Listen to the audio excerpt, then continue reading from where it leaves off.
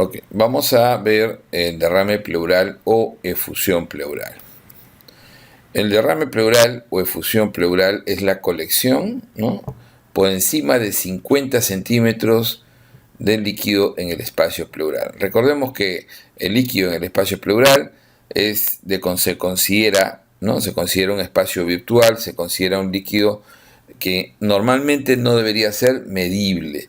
Entonces, este líquido fundamentalmente hay aproximadamente 20 a 40 centímetros como máximo, ¿no?, en lo usual, entre 20 a 40 centímetros. Y cuando pasa de los 50 centímetros, esto se considera ya efusión pleural. De la efusión pleural fundamentalmente se debe a incremento de la presión hidrostática, que es el primer gran mecanismo de aparición. O sea, recuerden la ley de Starling. Entonces, entre toda la mecánica de fluidos que hay alrededor de lo que es la linfa, alrededor de lo que es el líquido en el espacio intersticial, todo este equilibrio que hay entre lo que circula y lo que hay en el espacio intersticial. Recuerden que tenemos la presión hidrostática, la presión ongótica, y este equilibrio se rompe, por lo general, lo más frecuente, cuando hay un incremento de la presión hidrostática sistémica. Por eso es que la causa más frecuente es insuficiencia cardíaca en general. Entonces, la insuficiencia cardíaca va a ser la causa siempre más frecuente en general. ¿Ok? No estamos tipificando ni por trasudado exudado, que es otro concepto que vamos a hablar ahorita, sino que en general es la causa más frecuente de efusión o derrame pleural. Y entonces, de estas, acuérdense que la insuficiencia cardíaca, ¿no?, la falla cardíaca puede ser derecha, izquierda, puede ser de origen de varios mecanismos fisiopatológicos. Fundamentalmente la insuficiencia ventricular izquierda y el IVI, llamado así IVI o insuficiencia ventricular izquierda, es la causa más importante dentro de la insuficiencia cardíaca. Ok, primer punto a tener en cuenta. Entonces, el derrame pleural fundamentalmente se debe diferenciar los tipos de líquidos. Entonces, vamos a ver que diferenciar los tipos de líquidos, y de acuerdo a eso vamos a, no, todos estos mecanismos de producción los vamos a ir precisando nuevamente. Pero recuerden que la presión hidrostática, típico de la insuficiencia cardíaca, es la causa fundamental dentro de los mecanismos de producción. El descenso de la presión ongótica, esta es una causa típica del síndrome nefrótico. El aumento de la permeabilidad de microcirculación pleural, este es típico más en la cirrosis.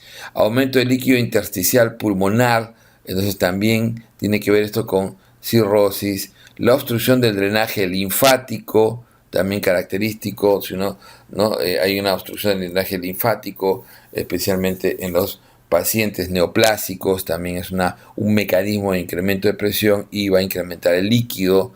El paso del líquido de otras cavidades, por ejemplo el peritoneo, especialmente esto se ve en los pacientes que tienen ascitis, específicamente, no solamente en el cirrótico, sino también se suele ver en el paciente que hace diálisis peritoneal, por ejemplo, ¿no? Entonces también es otra posibilidad. Y entonces así podemos tener nosotros varios mecanismos. Vamos viendo entonces los líquidos que se coleccionan. Vamos a diferenciar dos tipos de líquidos fundamentales: el líquido trasudado y el líquido exudado. El líquido trasudado es un líquido fundamentalmente como orina diluida, ese es el término que se suele utilizar, o sea, transparente, que puede tener un ligero color pálido, amarillo pálido, ¿no?, y que suele tener un contenido de solutos muy bajo, ¿no? Es fundamentalmente mayor contenido de agua, muy bajos solutos, muy baja cantidad de celularidad, un pH usualmente normal y una glucosa usualmente normal. Por eso vamos viendo algunos parámetros. ¿Cuál es el pH normal del líquido pleural? El pH normal del líquido pleural es 7.64. Por lo tanto, generalmente un pH menor de 7.6 en general se considera un pH bajo. Un pH extremadamente bajo, menor de 7.2. ¿Quién puede tener un pH tan bajo? El empiema. Vamos recordando eso, que es otra de las clases que vamos a hacer. Entonces tenemos esa característica. La glucosa normalmente es mayor de 60. Entonces, ¿cuándo decimos que una glucosa es baja? Cuando es menor de 60. Cuando es típicamente menor de 60, entonces ahí consideramos una glucosa baja. Normalmente en el trasudado, como decíamos, el pH es normal, la glucosa es normal, mientras que en el exudado estos tienden a ser bajos. Estos tienden a ser bajos en el exudado. La celularidad también suele ser muy baja en el trasudado. No hay un punto de corte, pero digamos que una celularidad alta suele verse fundamentalmente en los exudados. Pero dentro de todas las diferencias que uno puede encontrar entre lo que es aspecto, entre lo que es densidad, entre lo que es pH, glucosa, celularidad, entonces la diferenciación entre estos dos fundamentalmente pasa por ver la concentración de solutos, específicamente el DHL, la proteína y nuevamente la relación del DHL. Entonces, cuando decimos que algo es un exudado, o sea, que es un líquido que tiene mayor concentración de solutos y corresponde a una serie de diagnósticos generalmente, generalmente asociados fundamentalmente a 3 diagnósticos, que es el derrame paraneumónico, recuerden siempre, derrame paraneumónico, tuberculoso y neoplásico, ¿ok? Y neoplásico. Entonces, eso siempre hay que tener en cuenta. Entonces, paraneumónico, tuberculoso y neoplásico, lo más frecuente en exudados. Mientras que el trasudado clásico es la insuficiencia cardíaca, la cirrosis y el síndrome nefrótico. Entonces, este de acá típicamente es, en primer lugar, la insuficiencia cardíaca, la cirrosis y el síndrome nefrótico característico. Entonces, eso tener siempre en cuenta. Entonces, lo primero que vamos a buscar es la relación DHL. Un DHL primero siempre es pleural sobre sérico. Un DHL pleural sobre el DHL sérico que sea mayor de 0.6 en relación es exudado. Entonces, menor o igual a 0.6 será trasudado. Una relación de proteínas, ¿no? Se ha puesto como proteína o albúmina, de pleural sobre sérico que sea mayor de 0.5 es exudado, mientras que menor o igual será trasudado. Y si tenemos un DHL en líquido pleural, ¿no? O sea, que sea el DHL en líquido pleural que sea mayor, un DHL en líquido pleural mayor o igual a 2/3 el límite superior del sérico. O sea, yo tengo un sérico, por ejemplo, en 400, y si mi DHL en líquido pleural es 200 y pico, va a ser mayor, 250 va a ser mayor a 2/3, ¿no? El DH sérico. Entonces, si es mayor o igual a 2/3 el límite superior del DH sérico, eso también, ¿no? Entonces, eso también va a ser mayor o igual a 2/3 el límite superior. Este es el concepto. Esto significa exudado. Si es menor o igual, entonces será 2/3 del límite superior. Entonces ahí tenemos los llamados criterios de Ley modificados. Estos se llaman criterios de Ley modificados, que tienen alta sensibilidad y especificidad para poder definir si esto es trasudado o exudado. Primer paso. Entonces ya sabemos que lo primero que hay que hacer en un derrame pleural es definir si ese paciente es exudado o trasudado. Entonces nosotros vamos a tener un líquido, un paciente con un derrame pleural. Entonces vamos a tener un paciente con un derrame pleural. Entonces lo primero que hay que hacer es ver si ese derrame pleural tiene el volumen suficiente para una toracocentesis. Se le hará una toracocentesis a ese paciente, entonces eso es lo que vamos a definir, ¿no es cierto? ¿Se le va a hacer una toracocentesis a ese paciente? ¿Sí o no? Entonces, ¿cuándo se le hará una toracocentesis a ese paciente?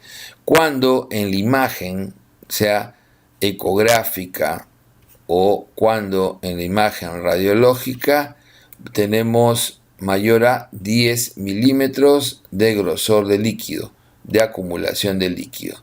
Entonces nosotros tenemos que observar o ecográficamente, entonces nos va a decir el ecografista, líquido suficiente, generalmente mayor a 50 centímetros, definitivamente tiene que ver si hay este grosor mayor a 10 milímetros y nos tiene que poner en la ecografía el punto de marcado. En la radiología, la mejor imagen será el paciente en decúbito con rayo tangencial. Esa es la mejor. Entonces el paciente, si tiene un derrame por el lado derecho, será en decúbito lateral derecho. El paciente se coloca ahí, ¿no es cierto? Entonces el paciente se coloca ahí y va a tener, entonces, generalmente se le va a acumular el líquido en este declive, y esa acumulación de líquido es más sensible, se va a medir, y si es mayor de 10 milímetros, se puede hacer la toracocentesis. Entonces, la toracocentesis será solamente ese grupo de pacientes. Todos los pacientes que tienen esta condición, se le hará toracocentesis, porque la toracocentesis es el examen fundamental para poder definir si es el tipo de líquido, si es trasudado o exudado. Pero si nosotros tenemos un paciente que tiene insuficiencia cardíaca comprobada, entonces tenemos un paciente que está en este momento en evaluación por descompensación, por insuficiencia cardíaca congestiva, ¿no? Ha estado con su disnea, ha estado congestivo, su paciente con patología cardíaca. Entonces, si yo tengo insuficiencia cardíaca comprobada, no amerita que se le haga una toracocentesis, salvo que ese paciente, que el derrame sea asimétrico,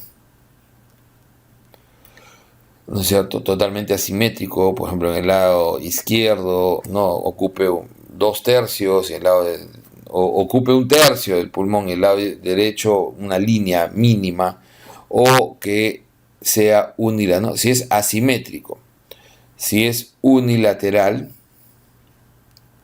si el paciente tiene dolor torácico, si el paciente tiene fiebre, o si el paciente no disminuye, ¿no? Si no disminuye en 72 horas el volumen con tratamiento adecuado diurético, entonces eso hace que, si hay estas condiciones, sí se le hace tóraco al paciente con insuficiencia cardíaca. Entonces, el paciente con insuficiencia cardíaca comprobada no amerita hacerle, no debería, salvo, como decíamos, salvo estas condiciones, que sea asimétrico, unilateral, que haya dolor torácico, que tenga fiebre, o que no se modifique o revierta con 72 horas de tratamiento adecuado, básicamente diurético. Entonces se ganó su toracocentesis. ¿Ok? Y entonces, así tenemos nosotros que hacemos el diagnóstico de este paciente a través de la toracocentesis. Entonces habíamos dicho las condiciones. Entonces, de acuerdo a los criterios de Light, nosotros tendremos dos tipos de líquido. Tendremos el paciente, de acuerdo a los criterios de Light, ¿no?, que puede ser trasudado, o que puede ser, si es mayor de 0,6, la relación de HL, mayor de 0,5, la de proteína pleural sobresérica, será exudado. Vamos a ver primero los trasudados. Los trasudados, entonces, son líquidos con poca, ¿no? Son líquidos con poca concentración de solutos. La causa más frecuente, insuficiencia cardíaca, y de ellas la insuficiencia ventricular izquierda. Habíamos dicho que acá lo que fundamentalmente predomina es el incremento de la presión hidrostática sistémica. Ese es el mecanismo fundamental. La insuficiencia cardíaca es la causa más frecuente en general, no solamente de los trasudados, sino en general de todas las causas. Entonces la insuficiencia cardíaca por lo general se autolimita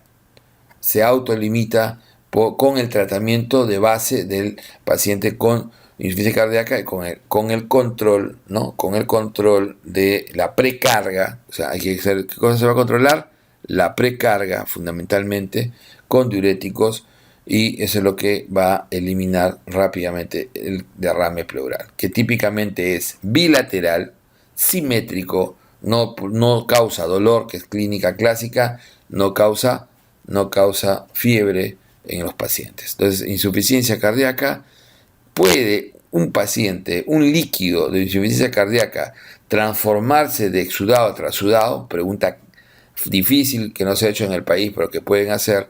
Entonces puede transformarse un paciente con insuficiencia cardíaca. ¿Puede tener un exudado? Miren cómo le pueden preguntar. Sí. Post tratamiento diurético. Entonces, un paciente, si nosotros nos preguntaran, un paciente con derrame pleural por insuficiencia cardíaca podría tener un líquido exudado. ¿En qué condiciones se puede ver esto? Entonces, no vayan a marcar si hay infección concomitante, porque ya sería paraneumónico, no vayan a marcar cualquier tontería, no.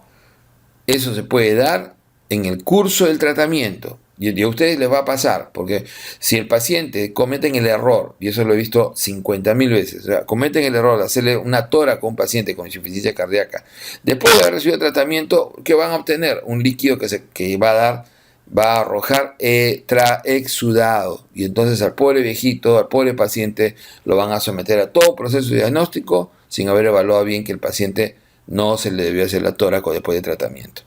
Si el paciente ven que el líquido disminuyó, que prácticamente pero tenía tanto líquido al principio que todavía les da ganas de punzarlo, entonces el paciente lo van a llevar por gusto a un proceso diagnóstico.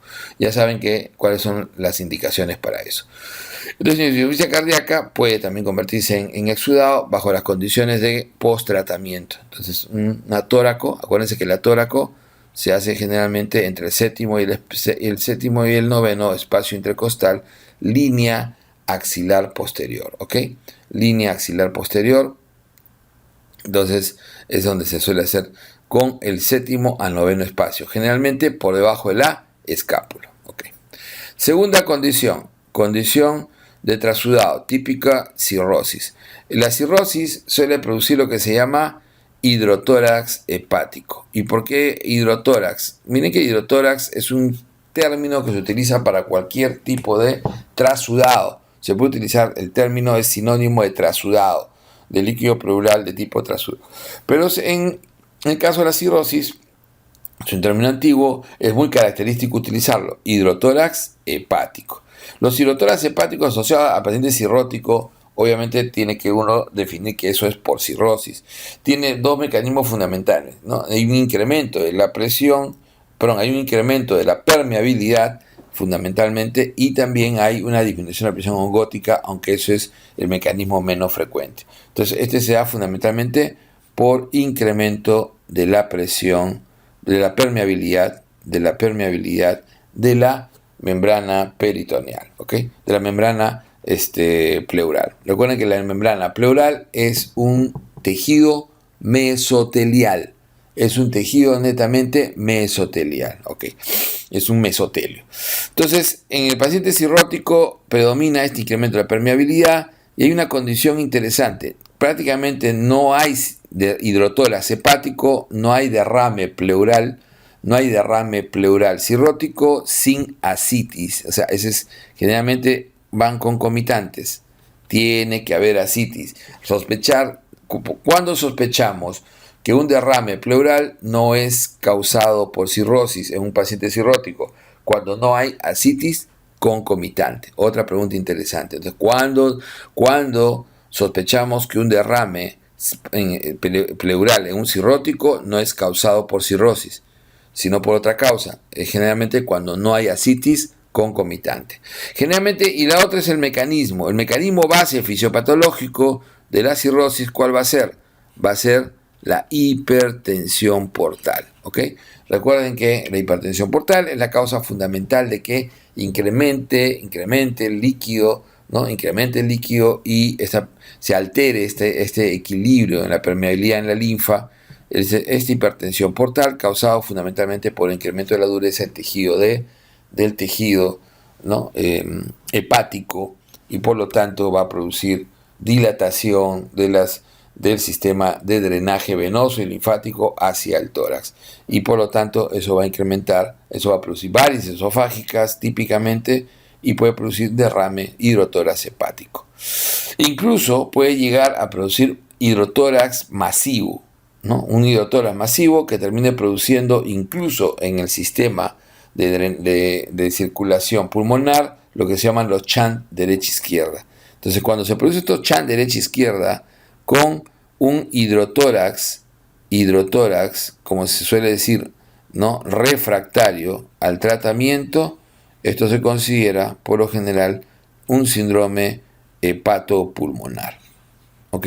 Síndrome hepatopulmonar, tenemos hidrotórax refractario con chan derecha-izquierda frecuente, donde el paciente evidencia eso por un síntoma clásico que se llama platipnia, que es que se ahoga cuando está echado y más bien respira mejor cuando se sienta, lo contrario a la ortopnea. Otra de las condiciones clásicas, el síndrome nefrótico. Este es típico de la disminución de la presión ongótica. Entonces, caída de las proteínas, entonces hay un desbalance, la ley de Starling. Entonces, síndrome nefrótico, recuerden que la característica del síndrome nefrótico, una proteinuria mayor de 3.5 gramos en 24 horas, asociada a una hipoalbuminemia menor de 3 gramos, ¿no?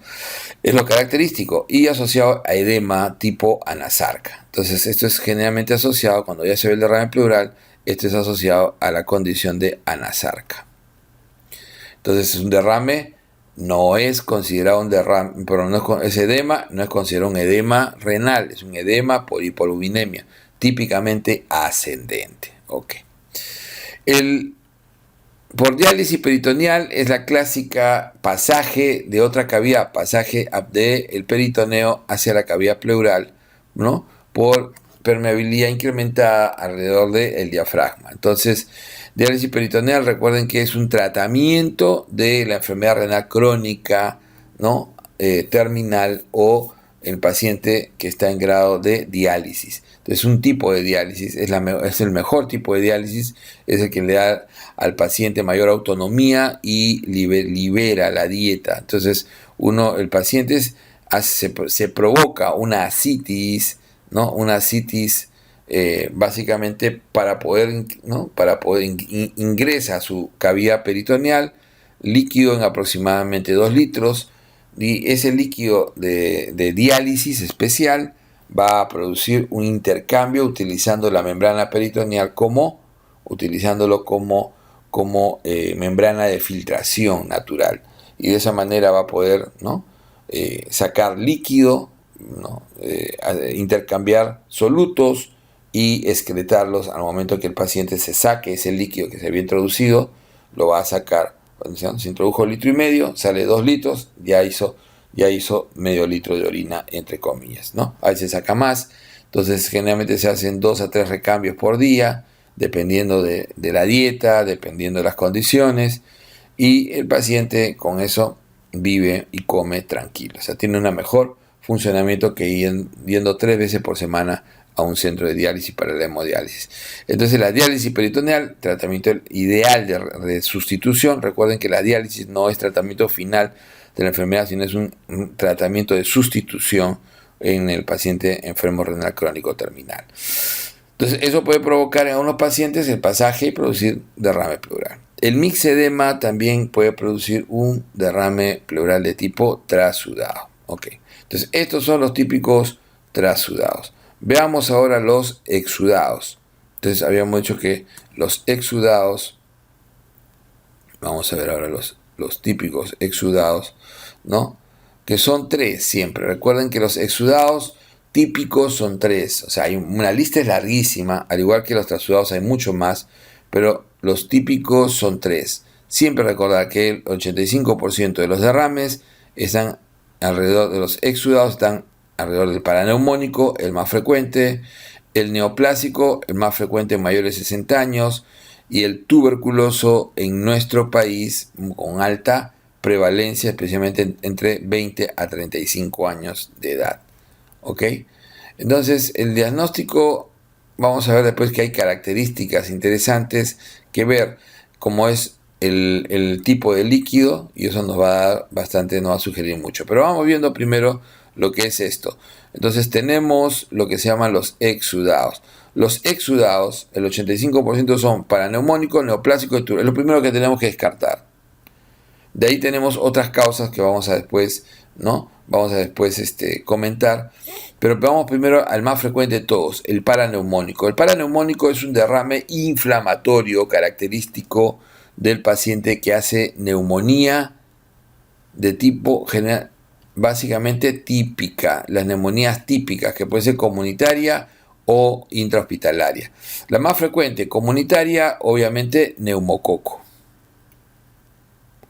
porque de lejos es la causa más frecuente de neumonía. Y dentro del hospital, obviamente, Staphylococcus aureus. Entonces vamos a tener, ¿no?, paraneumónico, como el más frecuente de los derrames, generalmente es aséptico, o sea, no debe haber, si encontráramos bacteria en el espacio pleural, eso se denomina empiema. ¿Ok? El encontrar una bacteria en el espacio pleural, ese es empiema. Entonces, este es un derrame básicamente aséptico, básicamente es colindante con la condensación neumónica, ¿no? Y lo más frecuente es que sea por neumococo, porque es la más frecuente neumonía típica de la comunidad. Típicamente el líquido es turbio, tiene polimorfos nucleares elevados, más del 70%, pH típicamente bajo, glucosa baja, está entre el grupo de los que tienen glucosa baja. ¿Quiénes más tienen glucosa baja? Recordar, glucosa baja generalmente menor de 60. Generalmente, ¿quiénes son los que debemos pensar en glucosa baja? Los exudados en general. Pero cuando es menor de 40, solamente 3 diagnósticos se nos deben ocurrir. ¿No? Es característicamente tuberculoso, el empiema y el reumático. Y el menor de 15, solamente el reumático puede darnos una glucosa tan baja como menos de 15. Entonces, menos de 60, la mayoría de los exudados, incluso el neoplásico, todos los medios exudados. Pero menos de 40, tuberculoso, empiema, que es la complicación del paraneumónico, y el reumático. Y menos de 15, solo el reumático. Entonces tenemos así estas características. El diagnóstico se suele hacer, en el caso del paraneumónico, por su relación a la neumonía. O sea, generalmente el derrame está adyacente. Puede también el derrame producirse en zona no adyacente o posterior al proceso, eso se llamará metaneumónico. Existe lo que se llama el metaneumónico. El derrame metaneumónico, que se suele producir en sitio diferente a donde está la condensación y que suele ser post cuadro neumónico. Entonces, esto generalmente, ¿cuál va a ser su manejo? El diagnóstico por su relación, porque lo que está, o sea, el típico síndrome pleuroparenquimal. No vamos a ver la condensación con su derrame ahí paraneumónico, se punza y se ve que no tiene bacterias, que es de estas características, y entonces el tratamiento es básicamente el antibiótico que sigue utilizando el paciente por su neumonía. ¿Cuál va a ser su complicación? Que se aloje una bacteria ahí y que eso después se vuelva polimicrobiano. Y eso se llama empiema, que es lo que vamos a ver en la siguiente clase. De ahí tenemos el neoplásico. El neoplásico tiene características propias. El neoplásico, es típicamente hemático. Ojo que no estamos hablando de hemorrágico. Hemático no es hemorrágico. Si nosotros tenemos que el líquido es hemático, pero de repente estamos en la duda, ¿será hemático o será hemorrágico? Entonces lo vemos demasiado sanguinolento. Entonces, si tengo la duda de que es hemático o es hemorrágico, lo que debo hacer es una diferencial de los hematocritos. Y el hematocrito, debo sacar el hematocrito al líquido pleural sobre el sérico. Si este hematocrito pleural sobre el sérico es mayor a 0.5, era hemorrágico y no hemático. Y eso significa que eso es un hemotórax. Generalmente los hemotórax son fundamentalmente traumáticos. Entonces tengo que buscar causas de trauma torácico, fractura de costilla, básicamente, contusión pulmonar, etc. Entonces, eso es lo que tengo que tener en cuenta. Entonces, una cosa es decir hemático, otra hemorrágico. Entonces, hemático es color lavado de carne, hemorrágico es como sangre rutilante, y entonces ahí tengo que aplicar el hematocrito, la relación de hematocritos. Entonces, esto es hemático. ¿Cuál es el diagnóstico diferencial del hemático? El embolismo pulmonar. También es hemático. Con la diferencia que en el caso del embolismo pulmonar suele ser de volumen bajo, de bajo volumen, o sea, un derrame pequeño, asociado a un tromboembolismo pulmonar. Por lo general, el embolismo pulmonar tiene que ser de tipo grave, o sea, generalmente es un masivo, que suele producir infarto pulmonar, asociado generalmente a condiciones de ese tipo. Entonces el embolismo da un derrame pleural que generalmente es exudado, pero también puede ser a veces trasudado. Pero la característica es que es de tipo hemático de volumen bajo, pequeño volumen. Generalmente en los pacientes que hacen, ¿no?, tromboembolismo masivo y submasivo. Entonces, dicho eso, ya hemos visto, tenemos el diferencial. El neoplásico, obviamente el hemático más frecuente, suelen ser de volúmenes altos, llenado rápido y masivo, o sea, de gran volumen. Miren, ahí está la diferencia con la embolia. Acá sí va a ser de gran volumen. Tienen obviamente pH bajo, glucosa baja y alta celularidad como cualquier exudado. Y esa celularidad es muy variable, ¿no? Generalmente aproximadamente el 50% son polimorfos.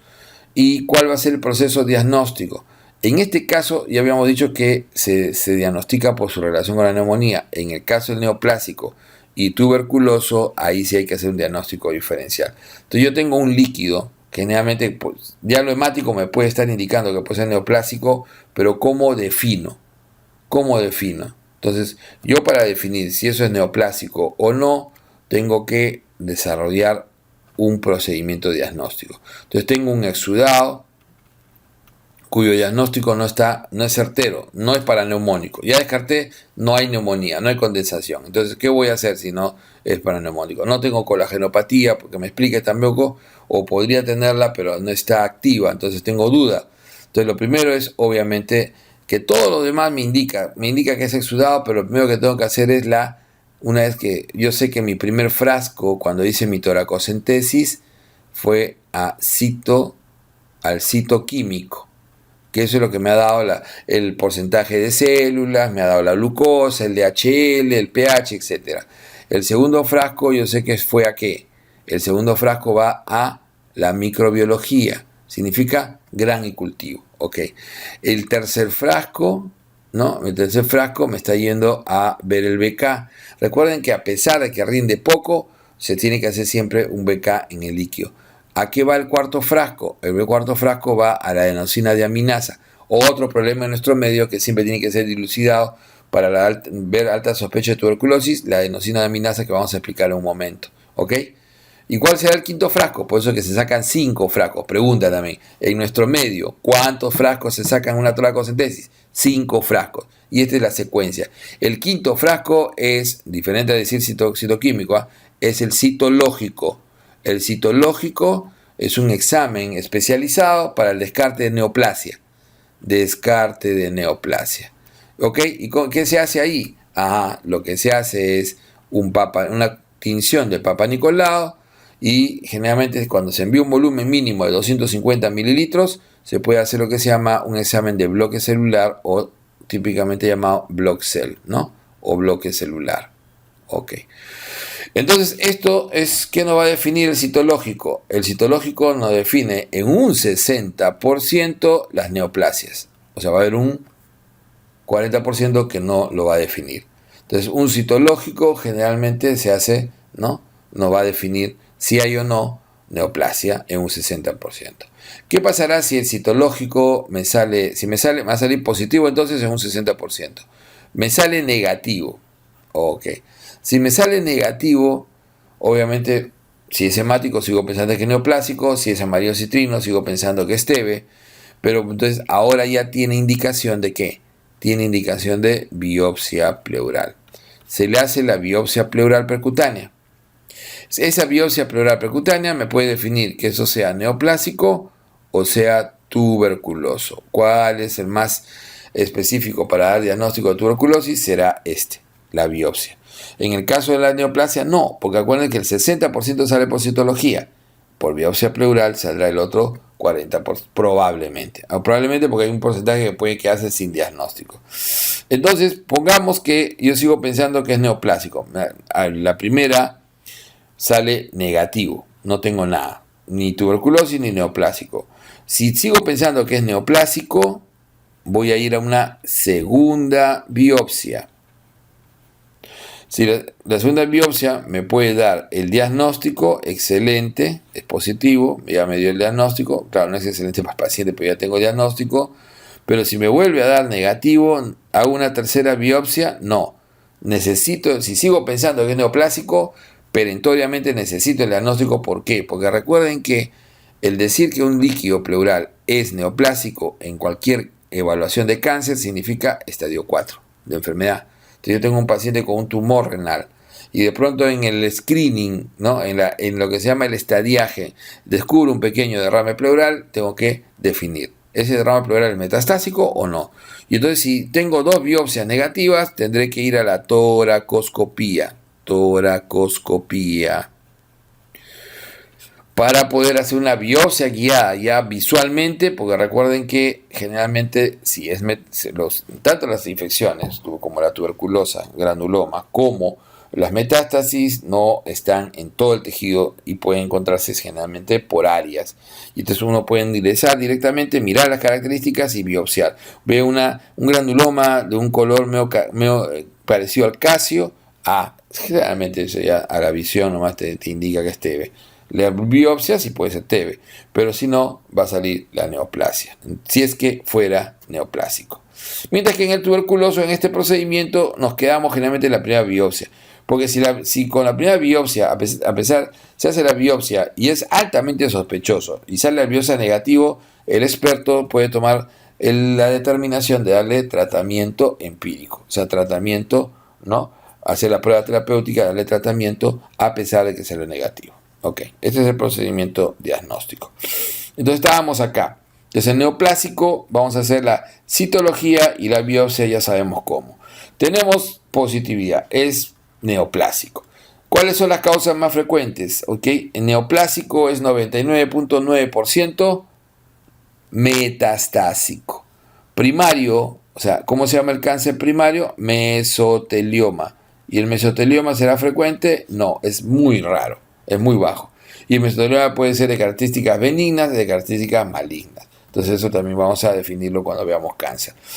La mayoría, el 99.9%, son metastásicos. La primera causa, 40% cáncer de pulmón. De ellos, el adeno sea el más alto. Acuérdense que en los cánceres de pulmón, entre las tres estirpes más frecuentes, que es adenocarcinoma, epidermoide y células pequeñas, el más frecuente será adenocarcinoma. De ahí le sigue mama, obviamente mujer, 25%, de ahí le sigue linfoma, 15%. Un neoplásico, ¿cuál será el tratamiento? El tratamiento es el manejo de fondo de la neoplasia, evidentemente, el tratamiento de fondo. Pero si el paciente llena rápido y le produce distrés respiratorio, la indicación será la pleurodesis.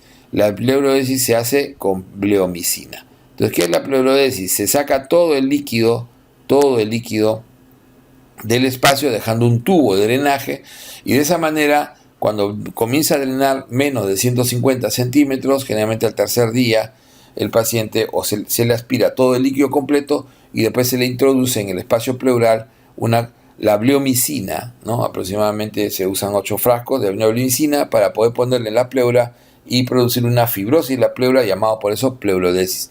De esa manera, en el caso de la bleomicina, más o menos un 80% de los pacientes no vuelven a hacer derrame y eso les da una mejor compliance para ir a tratamiento con quimioterapia. O, si es que es un paciente que no va a recibir ningún tratamiento, por lo menos tenga una mejor calidad de vida y no esté con insuficiencia respiratoria, con el problema, ¿no? Con el problema básico del derrame pleural. Entonces, esto es lo básico del neoplásico.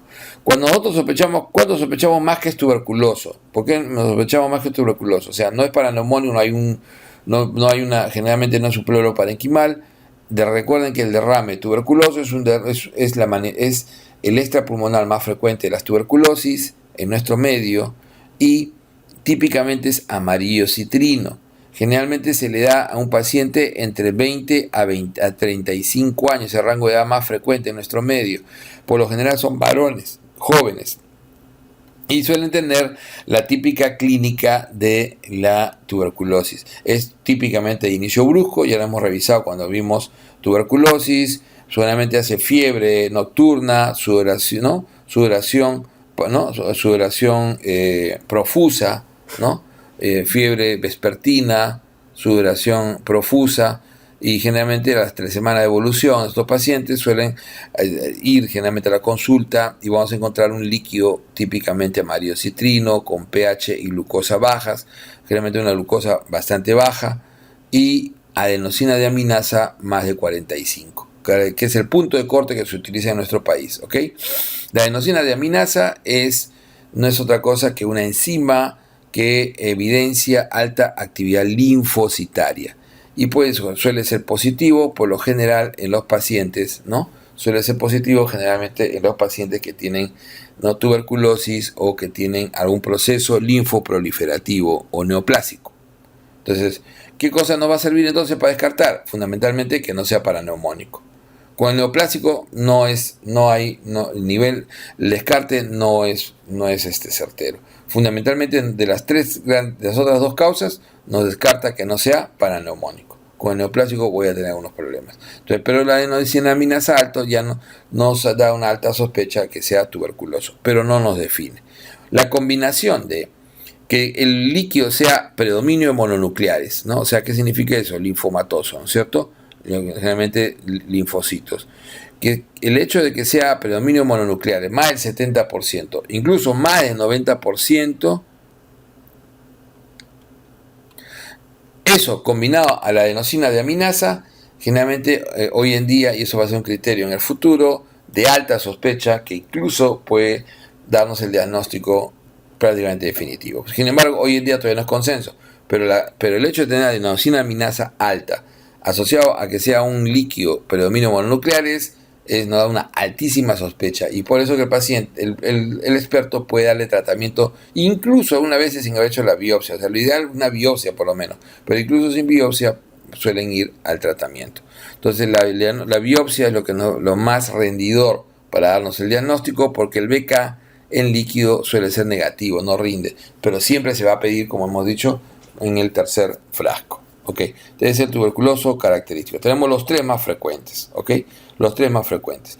De ahí, ¿qué otros exudados tenemos? El síndrome Meigs, característico de... ¿Qué cosa es un Meigs?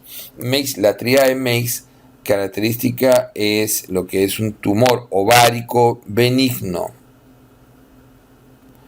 ¿No? Tumor ovárico benigno puede ser tecoma o fibroma, ¿no? Generalmente asociado a una ascitis benigna también y a un derrame pleural de tipo igual benigno. Entonces todos son benignos. Esta triada se llama síndrome de Meigs, es típicamente el síndrome de Meigs, ¿ok? Donde más del 70% del derrame el derrame pleural va a ser exudado en un 70%. Miren que la primera descripción de Meigs, que ustedes la pueden encontrar en New England en los años 40, la primera descripción del Meigs es hidrotórax, o sea, es trasudado. Pero hoy en día, en todas las series, los Meigs son más del 70% exudados. Se considera predominantemente exudado.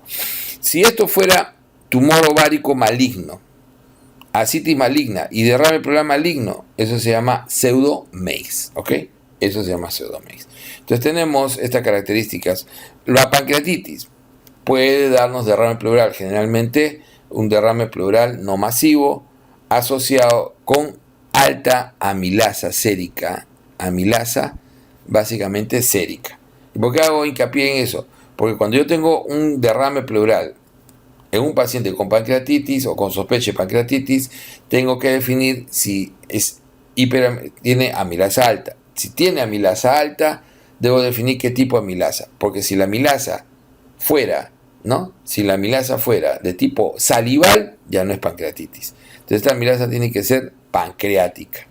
Esta amilasa sérica tiene que ser de origen pancreático. Pero si me sale que esa amilasa es de origen, y eso lo hace la máquina inmediatamente, es de origen salival, quiere decir que ese derrame está asociado a una ruptura esofágica, síndrome Bohaver. ¿Ok? Tener en cuenta. El reumático, todas las colagenopatías nos pueden producir exudados. Incluso lupus es el más frecuente de todos, la esclerosis sistémica progresiva, el Sjögren son los que más nos producen. También AR nos puede producir, artritis reumatoide nos puede producir derrame pleural. Y cuando produce derrame pleural, ¿por qué hacemos hincapié en el reumático? Porque este reumático es que dentro de lo que es AR no es importante clínicamente, no hay un tratamiento específico, pero tiene características de ser un amarillo verdoso a azulado. En segundo lugar, la glucosa más baja, ¿no? Y en tercer lugar, tiene detritus en su interior. Entonces el reumático tiene unas características propias. Entonces hemos dicho que el reumático, ¿no?, puede ser de un color azulado o amarillo verdoso, ¿no?, típicamente con detritus en su interior, y característicamente tiene la glucosa siempre baja, incluso puede ser la más baja glucosa de todas, menor del 15. Entonces esa es otra característica a tener en cuenta. Quilotórax es un derrame lechoso que lo vamos a ver junto en PIEMA, ¿ok? Entonces, antes de terminar esta parte, ya hemos visto cómo se maneja incluso algunas características interesantes. Por ejemplo, ver que el diagnóstico definitivo, establecer algunas características como el hecho de que, ¿qué cosa es un empiema? Un empiema es básicamente el tener bacterias en el espacio pleural. Es pus en el espacio pleural. La observación de pus, que suele tener incluso un olor pútrido y con cultivo positivo en empiema. La hemos dicho que el maligno, citología positiva, está en el 60%, el tuberculoso, la ruptura esofágica, ¿no? El síndrome de Bohaver, donde podemos tener amilasa y el coenzima amilasa salival, eso es característico, o incluso ver, ¿no?, algunas cuerpos extraños al interior del líquido, ¿no? El fúngico es raro, es realmente raro. El quilotórax, vamos a ver en un momento, es lechoso, típicamente con un triglicéridos más alto, mayor de 110 y colesterol menor de 200. El pseudoquilotórax, la difusión de colesterol llamada también pseudoquilotórax, que generalmente con un colesterol mayor de 200, por eso que acá suele ser menor de 200 el colesterol. El hemotórax, que ya hemos visto la relación pleural sérica del hematocrito mayor de 0,5. El urinotórax, ¿ok?, generalmente en los pacientes con trauma abdominal bajo, trauma abdominopélvico, ¿no?, o estallamiento de vejiga, ¿no?, o postquirúrgicos. El por diálisis peritoneal, pleuresía reumática, que hemos visto todas las características clásicas. Y también siempre tener en cuenta algunas características observadas directamente en el líquido, como hemos visto, ¿no?, el hecho de que sea amarillo pálido, típico de los trasudados, ¿no?, sanguinolento, típico de las malignidades, ¿no? También hay que recordar que puede ser, ¿no?, en el infarto pulmonar, o sea, embolismo pulmonar, el típico TEP, el lechoso, que es el quilotórax, o el pseudoquilotórax, que es la efusión de colesterol. Marrón, generalmente por ruptura de ¿qué? De absceso amebiano, ten en cuenta. Entonces, características de ese tipo, ¿no? El amarillo verdoso o azulado, que es el reumatoideo, también tener en cuenta. O algunas características como el hecho de ver pus, que el líquido sea pus, empiema. Que sea muy viscoso, mesotelioma. Se saca un líquido que parece una gelatina viscosa, mesotelioma, ¿no? Que tenga detritus, ¿no? Entonces, reumatoideo, ¿no? O turbio, inflamatorio, exudado, ¿no? Típico inflamatorio, el paraneumónico característico, o que tenga lipios también, ¿no? Entonces, con esas características vamos a ver. Entonces, ahí nos quedamos.